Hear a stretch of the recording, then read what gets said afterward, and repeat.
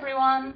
Welcome to our latest Book Trib After Dark, a Merrill Moss media production. Today we are thrilled to chat with New York Times and USA Today bestselling author Elisabeth Naughton. Thank you so much for joining us today.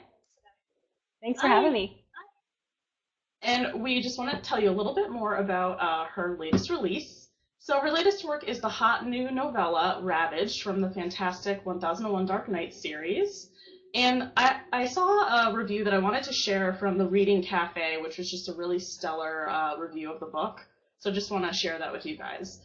Elisabeth Naughton seamlessly blends Greek mythology with a modern timeline. There is romance and passion, betrayal and revenge, grieving and death. The characters are a mix of man and gods, demons and beasts, sirens, nymphs, and fates. Their stories are heartbreaking, passionate, and exciting. There is always a happily ever after for now, because, well, Zeus always has another plan to create destruction and chaos in the world of man. I just love that. I think it really sums it up. So before we begin our questions, I wanted to hear a little bit more about Ravaged, and I'd love if you could tell our viewers more about the novella and the wonderful characters that you've created within it. So I'd love to do that. So the Eternal Guardian series, for anybody who's new to the series, is about, it's basically the descendants of the heroes from Greek mythology. So the descendants of Odysseus and Hercules and all those fun guys. And they live in the modern world, and they actually play off their own realm. And their job really is, which they were given by Zeus, is to protect the human realm from demons from the underworld and all of basically what Hades is trying to do, which is take over. So that's their job, and it started. Ravage is a novella that's fits between books 7 and 8, so it's technically 7.5, and it's Ari's story, and he was a Eternal Guardian, but readers met him in book 7, I think it was. He's been hiding in the human realm. Everybody thought he was dead. So his story is about what happened to him and how he kind of what's going on with him and how he gets back into the world of the Eternal Guardian. Excellent. And we have some great female characters too. Can you tell us a little bit about them? Yeah, I introduced the Sirens in, gosh, I think it was book 4. And the Sirens are, they're like kick-ass female warriors. They are Zeus's band of kind of his henchmen who do whatever he wants, and they go after whoever he wants. But they're, of course, beautiful. They're like Barbie dolls, and they're kick-ass and tough. And when I introduced them in book 4, I knew I wanted to write a lot more about them. So when Ari came into book 7, I saw an opportunity to bring in the Sirens more. And then with this novella, it's really like going a step beyond with what's happening with the Sirens. So they're really fun to write about. Yeah, they were my favorite part, absolutely. And Becca has a question. How much research goes into these books? It's all about mythology with a modern twist. So in order to create these worlds, and the mythology around it, did you do a lot of research? I do, but the fun part about mythology is that for every story that you find, there are like 3 or 4 different ways that it pans out. For example, in my book 7, Zagreus, there's you can find myths that say he's the son of Hades and Persephone, and there's other myths that say he's actually the son of Zeus and Persephone. So the way I took them is I can basically spin them however I want. So I try to stay close to the myths of Greek mythology, but I'm able to play with them some to make them fit into the world that I am establishing. Excellent. And did you always want to write like contemporary sort of paranormal stuff? Have you done anything else in the past? Well, I started out in romantic suspense. My Stolen series was my first series, and the very first book, the characters are it's straight contemporary romantic suspense, and the characters are searching for a relic about Greek mythology. It's the 3 Furies. And when I did all the research for that book, I just fell in love with the whole mythology thing, and I knew I wanted to write something about it, but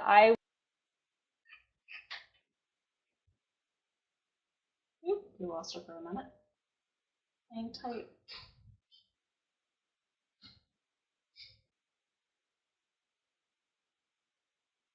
Know what happens along the way. And I sent it to my agent, and she was like, okay, let's try to sell this, and it sold within 2 weeks. So I never planned to write it, but it's super fun, and I really like doing it. That's amazing.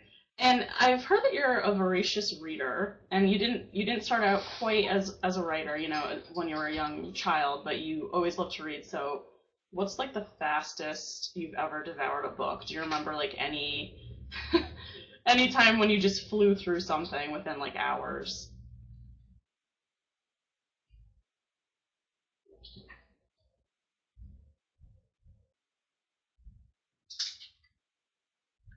Oh, I lost her again.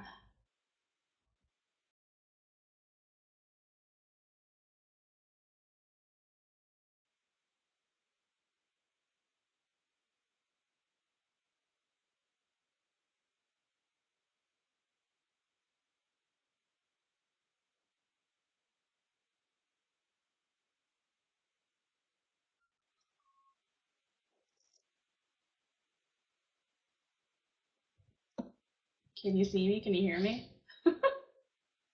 Yep, I'm Hello? here. Hi. Hi. Back. We're having glitchy moments. This usually doesn't happen, but we're gonna work through it. So, did you hear my last question about the being a voracious No, I reader? didn't. That was my. So, I didn't hear it. what's the fastest you've ever, just devoured a book? Do you remember like a certain, novel that you just like ate up? Can you repeat that one more time? I've heard that you're a voracious reader. So, is there any like, childhood memory or, of like the last book that you really flew through that stuck with you? The last book that stuck with me? You're kind of breaking up, so it's kind of hard to see. Yeah, There just you go. like yeah. Um, well, my very favorite book is Perfect by Judith McNaught. I could read that like 100 times Yeah. over and over again. I just love that book for some reason. And that one has probably the one that stuck with me the most of any hmm romance book that I've ever read. Um, and we have some more questions from Amy. She says, "How do you keep track of events and characters within a series? Is there any way that you Spreadsheets. spreadsheets really? Yeah, I That's had, amazing. the first couple of books I could keep it all kind of in my head, but now I have to have it on a spreadsheet. I have to have, I get so confused. There's such a huge cast of characters in Eternal Guardians, not just the main characters, but the secondary characters, the different hmm races, the different gods, who's related to who, and what each one, how they're all, how they Yeah. all interact together. So I have a big, long, like master spreadsheet. Some people call it a story Bible, but mine is not the kind that anybody could look at and read except for probably me. Yeah, I was wondering how you kept it all So yeah. straight, especially with the mythology parts. That's amazing. Now, was there Yeah. a hero in the series that was easiest to write, and then was there anyone that was a little more challenging? I think Theron was probably the easiest to write because that book was so complete in my head when I hmm just started the series. The hardest character, the characters who are really like emotionally, hard and have been through the most are the hardest. So Griffin was really hard for me to write because he was had been through so much. hmm And Nick's book was actually really hard to write too because I wanted to make sure I stayed true to the character that I'd written at the very beginning of the series. So I had to tie in a lot of stuff with that one.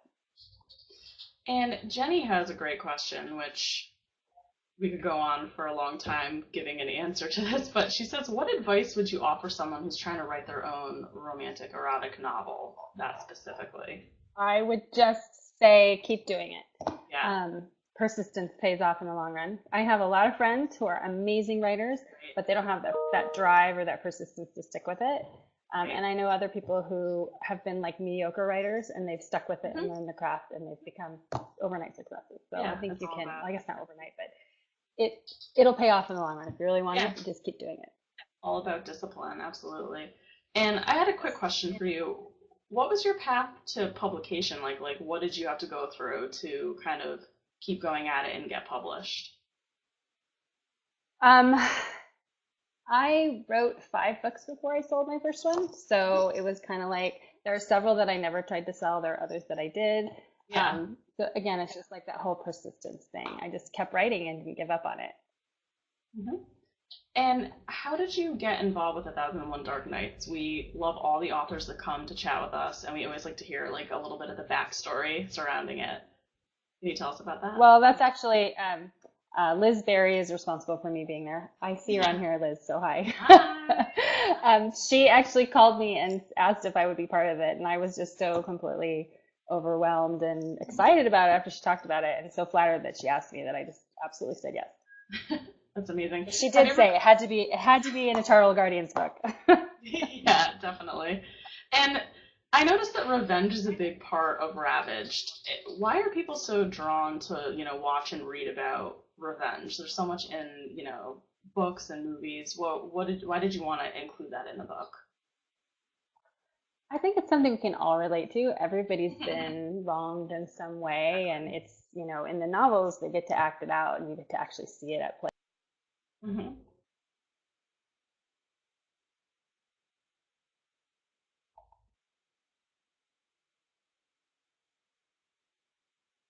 We lost her again. Everyone hang tight. Yeah.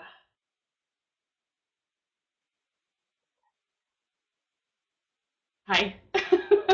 Hi. You blinked out for a minute. You can literally see storm clouds You rolling in back? here, and I feel like, yeah, can you hear me? Hi. So, here we go. Any quirks in your writing? Can you hear me? Hi.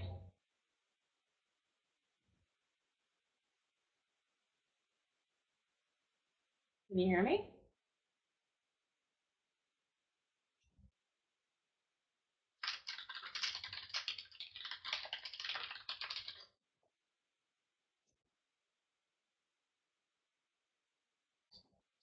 Okay.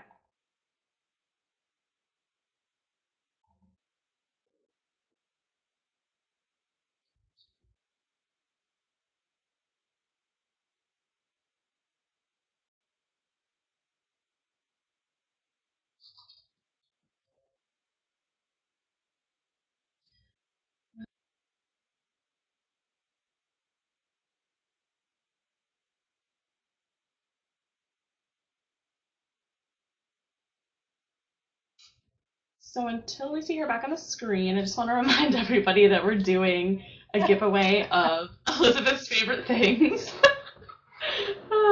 So after the chat, everyone needs to stop by booktrib.com and enter to win a bag of her favorite things. It's fun bag of things. So we're back. And I was saying before we got disconnected that I can see a storm rolling in, and I think that that's part of the reason because the gods are coming Yeah, they're to wreak interfering. havoc on the live chat. Okay, so They're like, oh, are that's there that any? author. I know. Zzz, lightning. The last question that I put through from Marley was, do you have any writing quirks that you've noticed over the years that you always tend to do? Not really. The only ones I have is that this is my office behind me. I have a lot of trouble writing in here. I don't know why. Oh, really? I have trouble sitting at a desk and writing, so a lot of times I have to sit in a comfy chair, or I don't lay down to write, but I like to have my legs up and Yeah. kind of recline. That's the only quirk I Oh, have. I can see why you'd want to do that. Absolutely. So another question that we have that I thought was really interesting was Kate wants to know, you have a bunch of series that you've written. So going forward, I know you've done contemporary suspense in the past. Would you ever write a one-off about something unrelated to your usual genre? Or do you really like the paranormal scene that you're in? Yeah, I would if it. I actually did a project recently that hasn't. I kind of can't say too much about it because it hasn't been released yet. But I'm Mm-hmm. involved in a project that's totally different from what I normally write, and it was really fun to step outside my um, comfort zone and write completely different. I actually wrote about teenagers, which I never write about, so Yeah, that was pretty fun. that's awesome. What was that like writing about them? I think I've read that you were you a teacher formerly, and you liked kind of observing the teens. Yeah, I used to be a teacher. So from it's from outside in looking at them, so it must be interesting to see that. Now, Laura Yeah, I'm having Wilson. trouble hearing you. Keep cutting out. Okay, we're gonna send this through manually. So check this out from Laura. Can you see that question manually? Yeah, that next question. Yeah. I haven't So, decided yet. and she has this too. Here, look at Did you this. announce the question? Huh? Yeah. Yeah, So I haven't decided yet about Atalanta. She's obviously in the underworld, and if she comes back, it'll be in a different form, but I haven't gotten that far yet. Ah, gotcha. And now there's something about a siren named Daphne in book 4, and she says it's not the same one that is in Ari's book. No, it's a different one. Okay. So we have repeat sirens.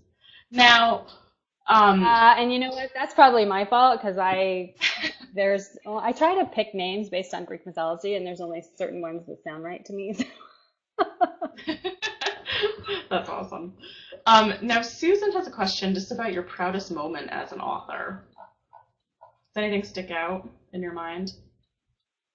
Yeah, actually, I got a reader letter after Enslaved came out from a reader who sent me a really long letter saying how much the book affected her because she had been through a very similar situation to my heroine, and it was really, that above anything else really affected me because I touched a reader on a personal level that I hadn't, maybe I've done that before, but she was the first one to really write to me about how great it was. So it really moved me. Oh, wow. Wow, that's nice. And speaking of fans just sending in notes and things, do you do a lot of interaction with them on social media? Do you have Facebook and Twitter that you're kind of operating under? I do. Yep. I'm on Facebook and Twitter, and probably more on Facebook than I am on Twitter just because I like that platform better. It's Right. easier to interact with fans. Yeah. But yeah, I do. Absolutely. And I try to respond to everybody who messages me and, try to post fun things. Yeah. And Judy Boldry just popped in and she says, what do your kids think about having a famous author as a mom? I don't think they really care. I don't think they notice, honestly. Actually, I have a daughter who's 16, and Oh, neat. Does she read them? Got a little freeze action going on again.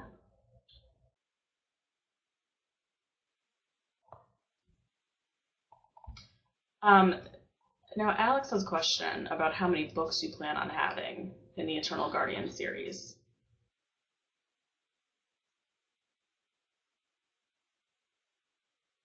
Can you hear me? Hello? Hello?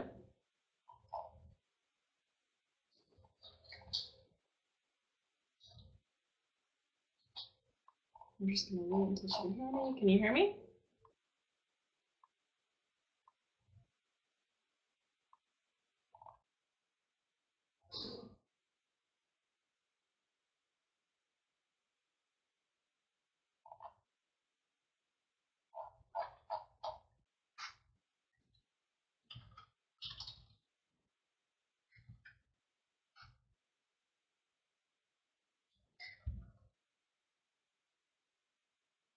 So we're waiting for her to come back on the screen, everybody. We're having some technical difficulty. Oh, she's coming back. Hi there. this is getting fun. I know, it's crazy. I've never seen this before, like literally. How many books do you plan on being in the Eternal Guardian series? Well, originally I planned 7, and I'm way past that now. So I don't know. I just know that as long as the readers want to keep reading them, I'll keep writing them. Yeah, absolutely. Now, what inspired you to write Ravaged? Was there anything that you saw, or just what was the new idea? Where did you base it off of? The idea came out of the scenes that Ari was in Twisted, which was book 7. And actually didn't really plan for that character to even be in the book. He just kind of like showed up. And when I wrote the scene that he's in, I knew I needed to expand on it somehow. And then I had a lot of readers asking about it as soon as the book came out. Yeah, it's crazy how characters just come in when they feel like it. It's like a living, breathing person. They just decide to show up in books. I love it. Yeah.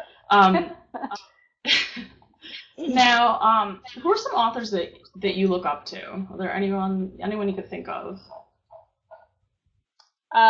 Living. I love. Well, I'm kind of addicted to the whole Game of Thrones thing. So George R. R. Martin. I just love his world building. I don't love how he kills everybody off, but I love. I know. How he's built it. I love Tolkien stuff for world building Hmm. is amazing. And Yes. like romance authors, I love Susan Elizabeth Phillips. Her books are, I mean, I could read them over and over again. I have fangirled out a couple of times in front of her, and she's probably thinks I'm like crazy. Um, and then all the authors in the 1001 Dark Nights, I'm like just so honored to be part of this whole group. There's, Larissa Ione, there's just so many authors in that group. Christopher Rice, they're all just amazing writers, and I'm Yeah, just so thrilled to be part of it. exactly.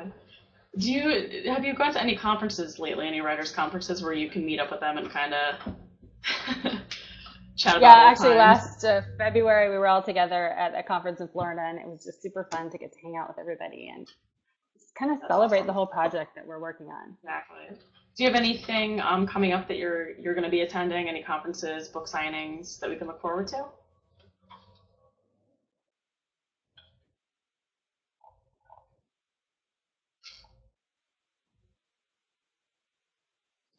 You there? Yeah. Did you hear Oh, me? okay. No, I didn't. It glitched out, so if you could repeat it, Okay, sure. please. Sure. Oh, do you have any upcoming events or book signings that you can tell us about that you're going to be doing? I don't have anything coming up for the rest of this year. I'm kind of taking the rest of this year off to write, so I'm not going to be at anything until probably early next year. Excellent. Now, I was interested to read that your editor sometimes helps you come up with book titles and stuff. What's the relationship like between you and your editor? Oh, I've had several You're like editors. That current probably looks editor. really bad. No, You're like they're good. it's strained. Some, everybody's different. I've worked with so many editors. Some of them are like, you tell them, like, I just turned in a proposal for a book and I gave them the title and they're like, yeah, no, that's not going to work. So I have no idea what the title of my next romantic suspense is going to be at this point. They'll probably come up with something. The last few titles that I Yeah. did I come up with my Guardian titles myself. Um, the Hmm. last few titles that I did for my romantic suspense, I've come up with it's kind of a back and forth thing Excellent. to see if they work or not. A lot of Yeah. times I'll pick a title and they'll say, well, there's already, four other books with that title, so we need to pick something else. Yeah, it's hard to come up with that. Um, Now, Sirens. I want to hear more about the Sirens because they're my favorite. What tests do they have to go through? Can you tell us more about the tests? Ah, yes. So, obviously marksmanship, because that was one that came up in the novella. Right. They have to go through strategy, warfare, basically anything Yes. you can think of, like the military has to go through, because they're kind of the same thing. But because they Exactly. are sirens, their whole goal is to like lure people in, well, lure men in. They Mm-hmm. also have to go through seduction training, which is going to be important in the next book that I'm writing. It'll be Yes. kind of fun. That reminds me of certain Game of Thrones characters. Just saying. I love it. Now, which TV movie heroines do you think would be best pals with the female characters in Ravaged? Is there anybody in your favorite movies or TV shows that you think they'd get along with?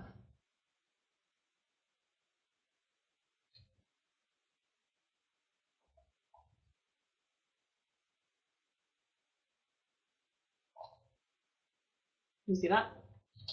Can you hear me? Hello? While we wait for her to come back, I just want to remind everyone about the giveaway. So we're giving away a favorite things bag, and we have about a minute left to go before we say goodbye to her. Can you hear me? Hey there. No? Okay.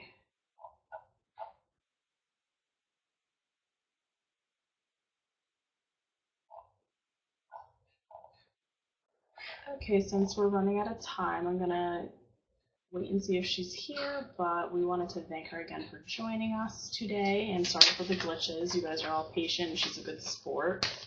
So I am going to see if she comes back.